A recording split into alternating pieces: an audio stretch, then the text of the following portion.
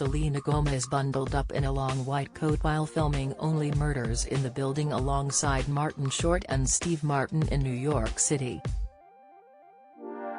While riding in the passenger seat alongside Martin, 76, in a vintage yellow sedan with the windows rolled down, the 29-year-old actress rocked a pair of silver hoop earrings, a black turtleneck and her chestnut locks in waves. As the cameras recorded her every move, she displayed a number of facial expressions ranging from furrowing her brows to cracking a smile. Short, who was nominated for a Golden Globe for his role as washed-up Broadway producer Oliver Putnam in the Hulu series, sat in the back seat. The Canadian-American comedian, 71, wore a brown tweed jacket as the trio filmed around the Big Apple on Sunday. On the first season of their comedy, the actors, who play amateur sleuths investigating a death in their lush apartment complex, used the same car on multiple road trips outside Manhattan.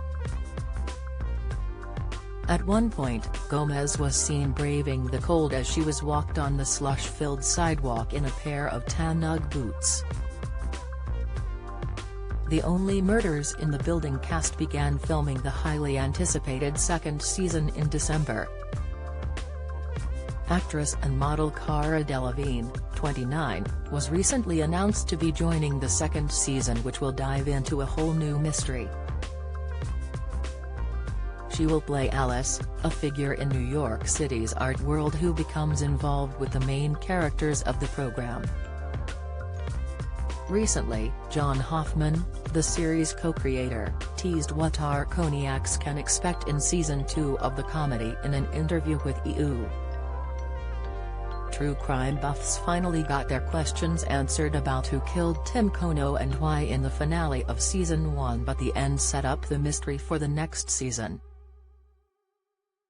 Let's see, the second season. I'm really happy with the direction it's going, Hoffman, who co-created the show with star Steve Martin, told the outlet. Adding, and it's not shy about going in a bigger direction because with all of them on the hot seat, having stepped in it in such a way, it really goes back and forth between being talked about in New York, and being celebrated or talked about the wrong way. And that has been really fun to write, especially for these three people. Those three people, true crime podcast fans turned true crime podcasters, Charles, Martin, Oliver, Short, and Mabel Gomez, were vindicated in the finale, uncovering the truth behind not one but two deaths in the Arconia. We worked so hard, and we're so grateful for the involvement of the actual building on 86th and Broadway, the Belle Nord, which is so beautiful, and is a real character in the piece, Hoffman said. And so, for our second season, it's got to remain squared and centered around that.